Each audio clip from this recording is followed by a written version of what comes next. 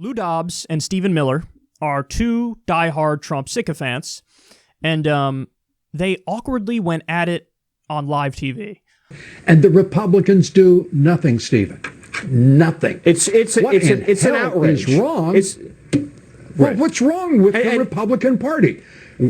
Where is the outrage? It's really on the tens of millions of ballots. Where the hell are the Republicans? No signature checks. Where the hell are the Republicans? You're right, Where Lou. are they? Tens of millions of ballots nationwide, no signature checks, no citizenship checks, no residency checks, no age checks, no criminal record checks, not even checking if you're alive or dead? Are we a third world country? Are we a banana republic? What does it come to? If you count only legal ballots from U.S. citizens, let me tell you what this president gets 4 more years.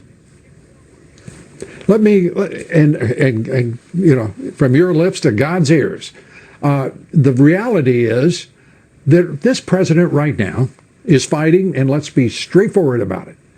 He's fighting all alone. And Ted Cruz has stepped up to say he'll argue before the Supreme Court. Why in God's green earth wouldn't the White House jump on it? Why shouldn't they accept that right now?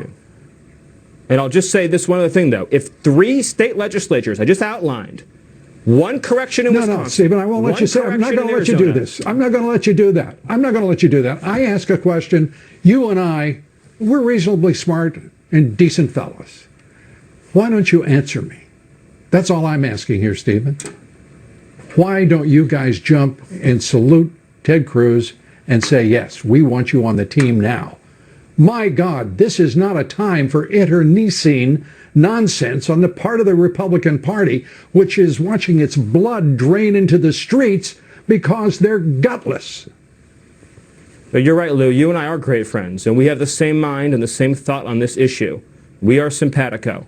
And it is time for everyone involved in this process to stand up, do right by country, do right by God, do right by their conscience, and stand for the principle of one citizen, one vote. You'll have no argument and no quarrel with me on that, Lou. Not now, not ever. Except for one thing. What I asked you about was Ted Cruz. Well, Lou, as you know, I'm speaking today as a representative welcome him into the leadership. I know you are. I know who you are, and I know what you do. You know me, and you know what I do. My job is to get answers to the questions I ask. They're desperate, and they're really mad, and they're turning on each other. And very, very shortly, the finger pointing is going to happen. Because this thing is imploding in a colossal way in front of everybody's eyes.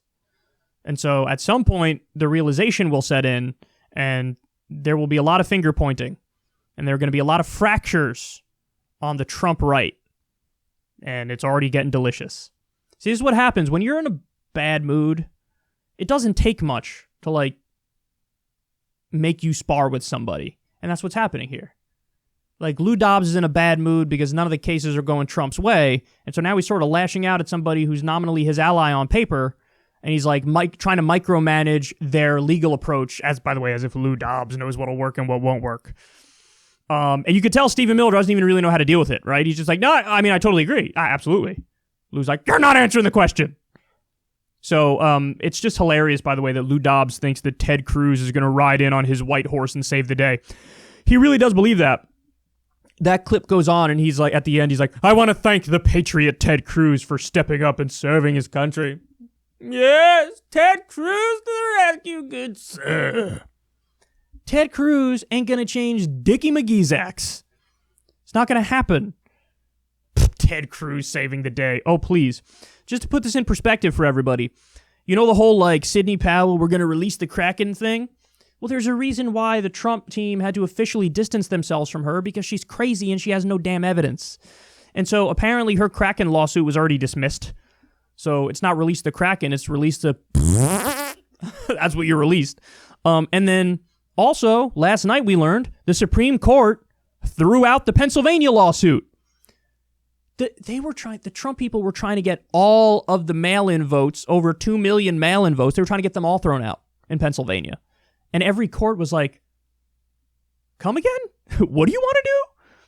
And they concoct these ridiculous theories. By the way, I love how they're sort of openly arguing for voter suppression, and they don't realize that they're doing it. With their whole, like, only count the legal votes, not the illegal votes.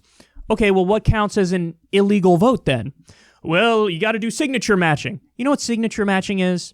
They want to make sure the signatures look identical from one person, how their signature looks when it's not on a ballot versus when it's on a ballot. Guys, I got news for you. I've never done two signatures in my entire life that have looked exactly the same. You could nitpick it to the high heavens and throw out anything that's actually my signature. You could say, no, this is a little different, so I'm going to throw it out. That's what they want to do. They want to go to all the Democratic areas. They want to go to all the mail-in votes, which are overwhelmingly pro-Biden. And they're like, well, let's throw them out because, I don't know, you didn't do signature matching. We want you to do signature matching, and we want you to throw things out. This is what they do. They try to weasel their way out of counting votes, and then what they do is they just declare every vote that they're throwing out as an illegal vote. And so they want to micromanage and weasel their way through these votes and find any excuse to dismiss votes that should be counted. The idea that there's millions of undocumented immigrants who are voting in this election or something and is throwing it, I mean, that's a right-wing fantasy, the likes of which it's hard for me to imagine that anybody really even believes that.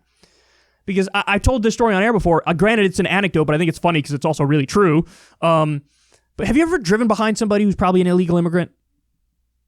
What do you notice about how they're going like the exact speed limit or a little bit under it because they don't want to get pulled over because they don't want to get deported? And so the idea that somebody who's terrified about being deported, they're just going to casually show up to go vote when they're not a citizen and they're not allowed to vote? And they're going to roll the dice on them? Of course not. Of course, it's just ridiculous. There is no widespread voter fraud. Even Bill Barr said this. Bill Barr is a deep Trump sycophant. Even he's like, I don't know what you want me to tell you. We opened up the investigation. Nothing really came of it. You've been given your day in court, guys. That's the point. If you were to try to make your case, how would you go about doing it? Well, you go to the court system. Okay, we think there's problems with this election. Let's present the evidence. If you don't have convincing evidence, you're not going to win. And you don't have convincing evidence. And the cherry on top of all this is what? This is overwhelming right-wing judiciaries. It's a 6-3 conservative Supreme Court, and they threw out the Pennsylvania lawsuit. You want to know why? Because there's nothing there. Because Joe Biden actually won this election fair and square. But these guys are melting down. They would... The immoral and unethical actions they would take to try to get Trump to win this election is legendary. There's nothing they wouldn't do to try to hand this election to Trump. So as they're committing a coup, they scream like, it's a democratic coup, as we do the coup. They're just really deeply unserious people, and they're really stupid, and it's kind of amazing to me that they've entertained the idea that this has a chance in hell for as long as they have. But by the way, this is why you also see the fleeing from Fox News to Newsmax and One American News, is because there are more voices on Fox who are willing to be like, this is silly and it's not going anywhere. So they're telling the truth and being punished by the audience as a result of that, which says something about the far right-wing base, doesn't it? Again, you want to create a network to the left of MSNBC? People want you to be more policy-focused and more principled. You want to create a network to the right of Fox News? People want you to be less policy-focused and less principled, and more of a sycophantic authoritarian to the dear leader. I really do think that says a lot.